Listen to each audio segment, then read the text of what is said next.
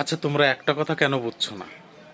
যে প্রতিদিন মাংস ভাত খেতে অভ্যস্ত, তাকে যদি তুমি পান্তা ভাত খেতে দাও, তাহলে কি তার ভালো লাগবে?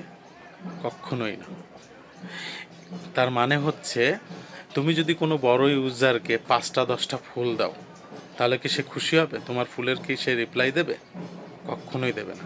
কারণ কি, তার মানে কি বলবো, তার ভিডিওতে প্রতিদিন নাই নাই করে কেউ ১০০, কেউ ২০০, কেউ ৫০০, এরকম হাজার হাজার ফুল দিয়ে যাচ্ছে। সে তাদেরকে ছেড়ে কি আমাদের মতো ছোট ছোটদের একটা দুটো ফুলের রিপ্লাই দেবে? দেবে না।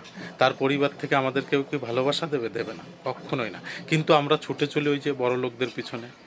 ও বড়লোক, ওর অনেক ফলোয়ার্স, আমি যদি ওখানে একটা ফুল দিই, হয়তো সে আমাকে ভালোবাসা দেবে। ভাই, পেয়েছো এখনো? আমার ব্যক্তিগত থেকে আমি শেয়ার করছি, আমি তো পাইনি। আমিও দিয়েছিলাম, বলবো না যে আমি দেইনি। আমি পাইনি বলেই আজকে এই কথাটা বলতে বাধ্য হচ্ছি। অনেক দিয়েছি, কম বেশি পাওয়ার আশায়। আমারও লোভ ছিল, ভেবেছিলাম আমি যদি কাউকে ফুল দিই, তাহলে ওইখান থেকে অনেক ভালোবাসা পাবো। কিচ্ছু পাইনি, পেয়েছি কাঁচকলা। বুঝেছো? তা আসল কথা কি জানো তো? ছোটদেরকে ভালোবাসো। কারণ তাদেরকে যদি একটা ফুল দাও না, তারা কি খুশি, কি বলবো। মানে ওরা এত আনন্দ পায়, কেন পাবে না? অবশ্যই পাবে। কারণ হচ্ছে, তারা কখনো ফুল পায়ইনি। তোমার ওই একটা ফুলের জন্য সে কি খুশি যে হয়, সে বলে বোঝানো যাবে না। যেমন তাদের মধ্যে আমি একজন।